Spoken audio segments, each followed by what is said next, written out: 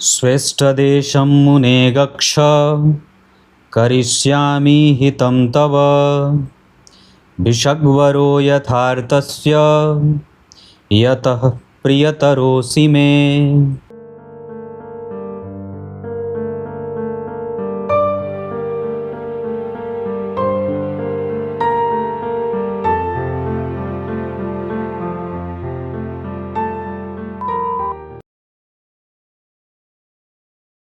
प्रिय दर्शकों नमस्कार। एक बार फिर से उपस्थित हूँ आप सबके सामने बुधवार के कार्यक्रम में। आज बुधवार और बुध से संबंधित बहुत महत्वपूर्ण विषय। आज के कार्यक्रम में आपको बुध देव के कमज़ोर होने का प्रतिफल बताऊंगा, उनके कमज़ोर होने और साथ ही साथ इसके साथ साथ हम आज के कार्यक्रम में बुध देव के जन्म कुंडली के 12 भावों में बैठने का फल भी जानेंगे। बुध देव किस तरीके का परिणाम जन्म कुंडली के कौन से भाव में करते हैं ये तो जानेंगे ही, साथ ही साथ ये भी जानेंगे कि बुध देव को ठीक करने का सबसे सरल और सबसे सुगम तरीका क्या है। शुरू करते हैं आज का कार्यक्रम। कहीं नहीं जाना है, बिल्कुल बन के रहिएगा। इससे पहले कि कार्यक्रम शुरू करूं, कार्यक्रम के आरंभ में जो मैंने श्लोक पढ़ा है वो शिव पुराण का है, जिसका अर्थ कार्यक्रम के अंतिम में बताऊंगा, जो आपको बड़ा रुचिकर लगेगा। आइए बिना समय का नुकसान किए शनिवार के कार्यक्रम में, जहां मैं लाइव होता हूं रात्रि 8:15, उस समय पे आप अगर उपलब्ध हैं तो लाइव सेशन में ज़रूर आइए। अपने प्रश्न चाहे जहां कहीं से भी बनते हों, कुंडली से हों और पूजा पाठ से संबंधित हो, रत्न से संबंधित हो, जो कुछ भी हो आप वहां लिख सकते हैं। मैं अपने सामर्थ्य के अनुसार जो भी मैंने गुरुजनों से अपनी विद्या पाई है उसके आधार पर आपकी समस्या का कुछ हल बता सकता हूँ अपने ही सबोध बुद्धि से। आइए सबसे पहले बात करते हैं जन्म कुंडली के 12 भावों में बुध का फल कैसा होता है। बहुत सार्थक रूप से सटीकता से अगर बताने की कोशिश करूं, लग्न में बुध देव संपूर्णतया अच्छे होते हैं। शास्त्रकार यहाँ तक लिखते हैं शुक्रो 10 सहस्त्राणी बुद्धो 10 शतानि च। यहाँ बुध लग्न में 1000 दोषों का समन कर देते हैं। इसका अर्थ होगा कि अगर आपकी कुंडली के लग्न में बुध देव बैठे हैं तो आपको सबसे ज़्यादा अच्छी बात तो ये मिल जाती है कि आपकी वाणी और आपका चरित्र, आपका ज्ञान और आपकी बुद्धि, साथ ही साथ आपका सामर्थ्य बड़ा ही सुंदर होता है। द्वितीय भाव के बुधदेव आपको धनवान और मृदुभाषी बनाते हैं। व्यक्ति की सोचने और समझने की शक्ति बड़ी विशाल होती है। तीसरे भाव के बुध आपको संचार क्षेत्र में ले जाने वाले, अच्छे पदों पे विभूषित होने के साथ साथ थोड़े बहुत वाक शुद्धि में कमजोरी देने वाले होते हैं। मतलब वाक चातुर्यता कमज़ोर होती है, वहाँ आपको थोड़ी मेहनत ज़्यादा करनी पड़ती है अपनी बातों को दूसरों को समझाने में। चतुर्थ स्थान के बुधदेव आपको मानसिक शांति से ओतप्रोत, किसी भी झगड़े लड़ाई से मुक्त रहने वाला, लेकिन थोड़े बहुत मानसिक अवसादों में गुजरने वाला भी कई बार होता है। वो दूसरों को सलाह अच्छा देता है, दूसरों के लिए बहुत अच्छी अच्छी बातें कहने और लिखने वाला होता है, लेकिन अपने बारे में उसे कई बार परेशान होते हुए देखा जाता है। जबकि पंचम भाव के अकेले बुध व्यक्ति की बुद्धि लब्धि क्षमता को कमज़ोर करते हैं। वक्त पे चीज़ों को व्यक्ति को भूलते हुए देखा जाता है। इसके अतिरिक्त अगर वो किसी ग्रह के साथ युति में बैठे हैं तो वहाँ वो आपको बुद्धिमान, यशस्वी, ध्यानस्थ और पद पे पहुँचाने वाला मजबूत इच्छा शक्ति का श्रेष्ठ इंसान बना देते हैं। छठवें स्थान के बुधदेव आपको साहसी और कृपण बनाते हैं। साहसी मतलब व्यक्ति हार नहीं मानता, और कृपण मतलब व्यक्ति अपने धन को सही जगह पे खर्च करने से पहले भी 2 बार जरूर विचार करता है। सप्तम स्थान के बुधदेव आपको सुंदर राजकुमार और व्यापारी बनाते हैं। पंचम भाव के बुधदेव भी आपको व्यापारी बनाते हैं। छठवें स्थान के बुधदेव आपको लड़ाका और सामर्थ्यवान बनाते हैं। सप्तम स्थान के बुधदेव आपको सुंदर राजकुमार, व्यवस्थित जीवन जीने वाला, कुशाग्र बुद्धि का शुद्ध व्यापारी बनाते हैं। अष्टम स्थान के बुधदेव व्यक्ति को कंठ और गले से, साथ ही साथ उसको वात पित्त कफ से संबंधित समस्या देने वाले होते हैं, और उसकी बुद्धि लब्धि क्षमता को कई बार वक्त पड़ने पे कमज़ोर कर देते हैं। अगर वो अपने भाव में बैठे हैं तब तो कुछ अच्छे परिणाम आपको निश्चित रूप से मिल जाएंगे, लेकिन अगर वो कमज़ोर बैठे हैं, अस्त हैं, नीच के हैं या नीचाभिलाषी बैठे हैं तो ये आपको गड़बड़ परिणाम करते हुए देखे जाते हैं। यहाँ आपका इम्यून भी कमज़ोर होते देखा जाता है। नवम स्थान के बुधदेव व्यक्ति को धर्मात्मा, सुखी, माता और पिता की चिंता करने वाला और समाज के हितों के बारे में विचार करने वाला होता है। दसम स्थान के बुद्धदेव व्यक्ति को पद और प्रतिष्ठा का मालिक, भवन भूमि वाहन के सुखों से युक्त और अच्छे लोगों से मैत्री करने वाला बना देते हैं। एकादशवें स्थान के बुद्धदेव व्यक्ति की वाक शुद्धि, चरित्र, ज्ञान, गुण, तर्क और सामर्थ्यवान बनाने वाले हो जाते हैं।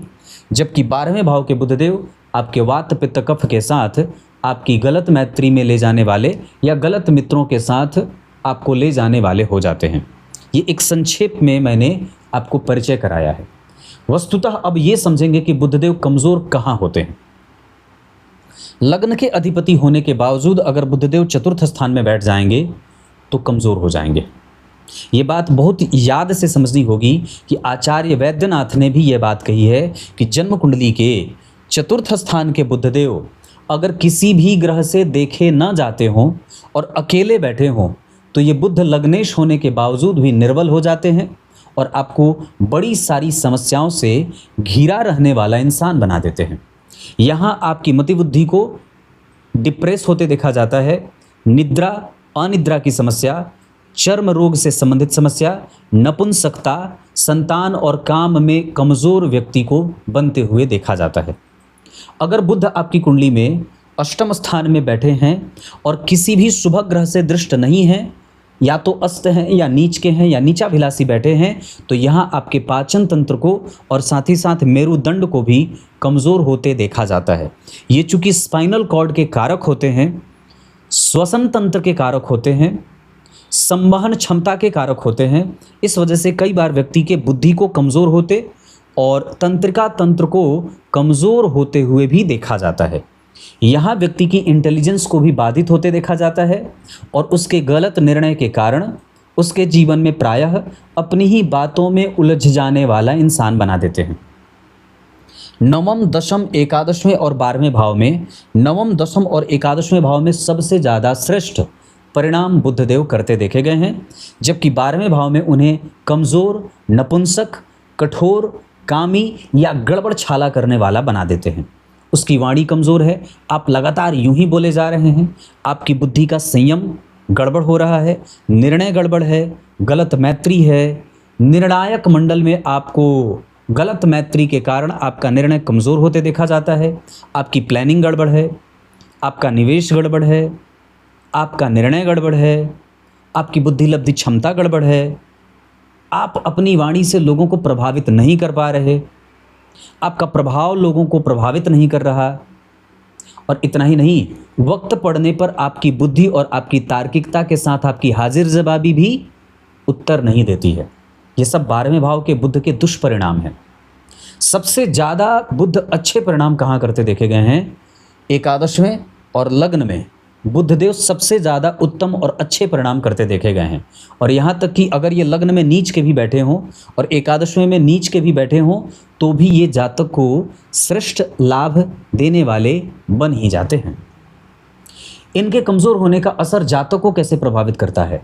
सबसे ज़्यादा चूँकि बुध वात, पित्त और कफ तीनों के नियंत्रण करता है, इस वजह से जिस जातक की कुंडली में बुद्धदेव कमज़ोर होते हैं, यानी कि शनि, मंगल, राहु, केतु से पीड़ित हैं, उन पे किसी शुभ ग्रह की कोई दृष्टि नहीं है, तो आपका श्वसन तंत्र कमज़ोर है, निर्णय लेने की क्षमता कमज़ोर है, आपकी ग्रास्प कैपेसिटी कमज़ोर है, वाणी का प्रभाव कमज़ोर है, आपकी इंटेलिजेंस बाधित हो रही है, आप श्वसन तंत्र से कमज़ोर हैं, आपका प्राणायाम गड़बड़ है, मतलब श्वास प्रश्वास की जो विधि है वो गड़बड़ है, आप एकाग्र चित्त नहीं हैं, दत्तचित्त होकर के किसी काम को करने में आपका मन नहीं लगता, आपका कंसंट्रेशन गड़बड़ है और आप लगातार किसी भी काम को निर्बाध गति से करने में असफल हो रहे हैं।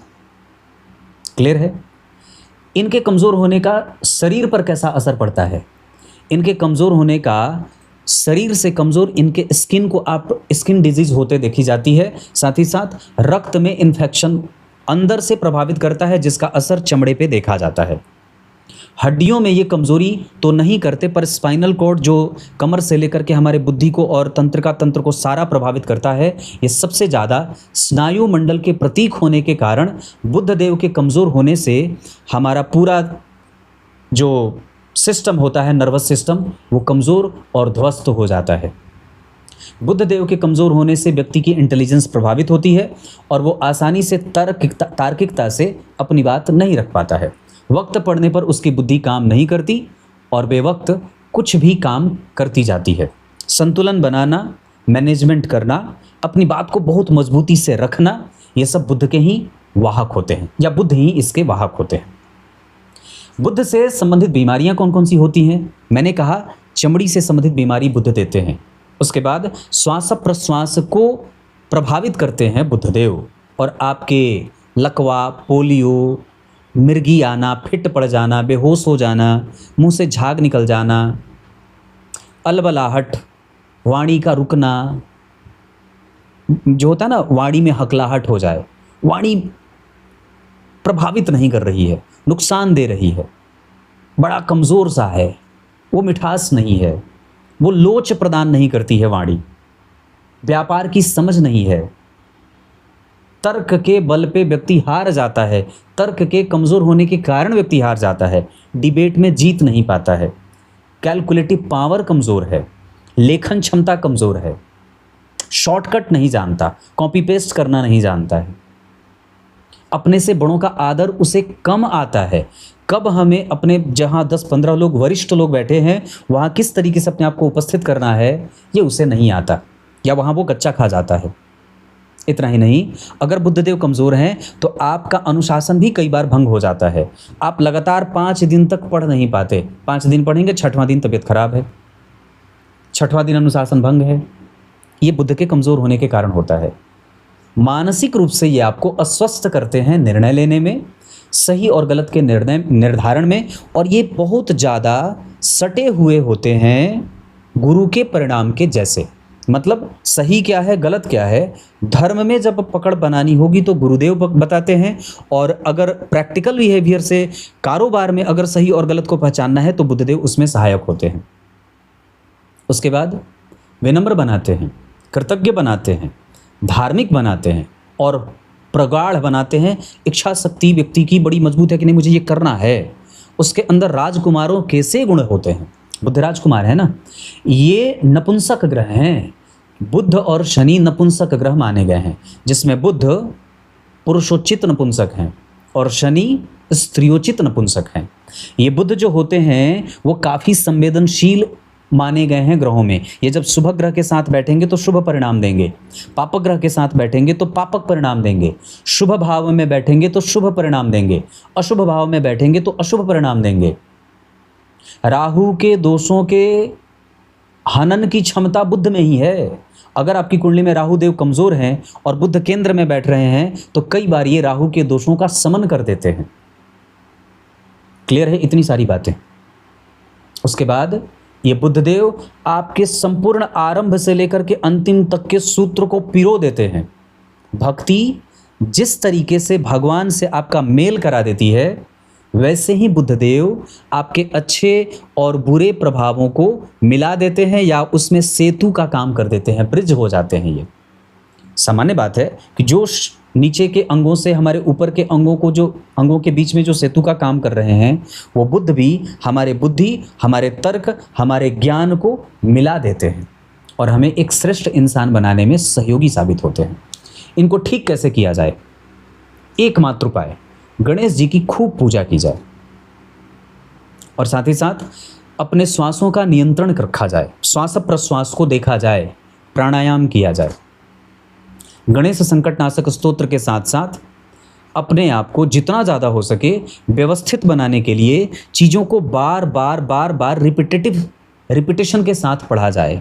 विद्यार्थियों के लिए बुद्ध का बलवान होना अत्यंत आवश्यक होता है और साथ ही साथ व्यापारियों के लिए भी, ऐसे तो सबके लिए, पर बुद्ध अगर जिस विद्यार्थी के रूप में कमज़ोर हैं, विद्यार्थी की कुंडली में अगर कमज़ोर है और उसी की दशा चल रही है तो उसके पूरे एजुकेशन को वो कमज़ोर करने वाले हो जाते हैं। अगर कोई व्यापारी है, व्यापार शुरू कर रहा है और बुद्ध उसकी कुंडली में कमज़ोर हैं तो फिर ये व्यापार को समझने में देर दे देते हैं। आपको व्यापार समझ में नहीं आएगा, आप निर्णय गलत ले लेंगे। आप सही और गलत व्यापार में क्या करना है, आपसे वहाँ पे गलती हो जाएगी। इनको ठीक करने के लिए गणेश जी की पूजा की जाए, शुक्ल चतुर्थी का व्रत किया जाए, सूर्य को अर्घ दिया जाए जिससे आत्मविश्वास मजबूत हो, नियमित दिनचर्या का पालन किया जाए और जिस कमरे में आप रहते हैं या जिस दुकान पे रहते हैं, जिस कमरे में आप बैठ करके पढ़ाई कर रहे हैं, वहाँ पे गणेश जी की मूर्ति अपने सामने जरूर रखें और उनके प्रति कृतज्ञता का भाव प्रकट करें। इसके साथ साथ घी का दीपक निश्चित रूप से दिन के आरंभ में स्नान करने के बाद अपने कार्यस्थल पर जरूर जलाएं। गणेश संकटनाशक स्तोत्र का पाठ और गणपति अथर्वशीर्ष का पाठ निश्चित रूप से करना चाहिए। गाय के गोबर से बनी धूनी अपने कमरे में निश्चित रूप से जलाने से बुद्धदेव हमारे ठीक होते हैं। क्लियर है? अब आइए, कार्यक्रम के आरंभ में जो मैंने श्लोक पढ़ा था उसका अर्थ बड़ा विचित्र है और बड़ा सुकून देने वाला है।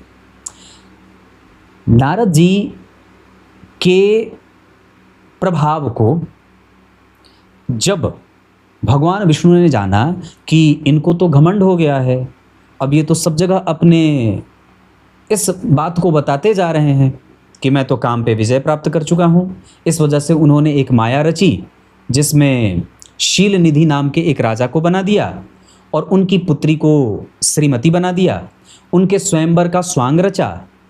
और फिर मैंने कल बताया था, देवर्षि नारद भगवान के पास जाते हैं, नारायण के पास जाते हैं और कहते हैं कि मुझे आपका स्वरूप दे दो ताकि वो सुंदर कन्या मुझे प्राप्त हो जाए। भगवान ने संपूर्ण शरीर तो अपने दे डाले पर उनका मुख बंदर का दे दिया, कुरूप बना दिया। और बड़ी मजे की बात यह है कि किसी को ये दिख नहीं रहा था, किसी को दिख नहीं रहा था, न तो नारद जी जानते हैं, कोई देख नहीं रहा है। नारद जी को ऐसा लगता है कि मेरा तो स्वरूप भगवान नारायण ने अपना दे दिया है, अब तो ये कन्या मेरा ही वर्ण करेगी। जबकि कन्या को ये बात दिख जाती है कि इनका स्वरूप बंदर का है। जैसे वो उनके पास से गुजरती है, नारद जी को लगता है कि अब ये वरमाला मेरे ही गले में आने वाली है। बाकी के राज्यसभा में वहाँ पे जितने लोग होते हैं उनमें से किसी को ये बात पता नहीं चलती है, लेकिन भगवान शिव के 2 गण होते हैं जिनको ये बात पता चलती है और भगवान ने उन दोनों गणों को नारद जी की सुरक्षा के लिए भेज दिया था। वे दोनों गण आपस में बात करते हैं कि देखो ना, नारद जी या ये व्यक्ति कैसा है, इसके संपूर्ण शरीर तो भगवान विष्णु जी के जैसे हैं, नारायण के जैसे हैं, पर इसका मुखमंडल बानर के जैसा है, कुरूप है। थोड़े ही देर में जब वो कन्या नारद जी के गले में अपना वरमाला नहीं डालती है और तात्क्षणिक भगवान नारायण स्वतः प्रकट होते हैं और एक सुंदर स्वरूप वाले इंसान के रूप में प्रकट होते हैं और वो कन्या उनका वर्ण कर लेती है और तत्काल भगवान अंतर्ध्यान हो जाते हैं। अब नारद जी किस तरीके की शिकायत करते हैं ये कल पता चलेगा। मतलब कुल मिलाकर के भगवान ने क्या बात कही, जिसमें तुम्हारा भला होने वाला है मैं वही काम करूँगा ताकि इस माया से तुम्हें मुक्त किया जा सके। तब तक के लिए बहुत बहुत नमस्कार।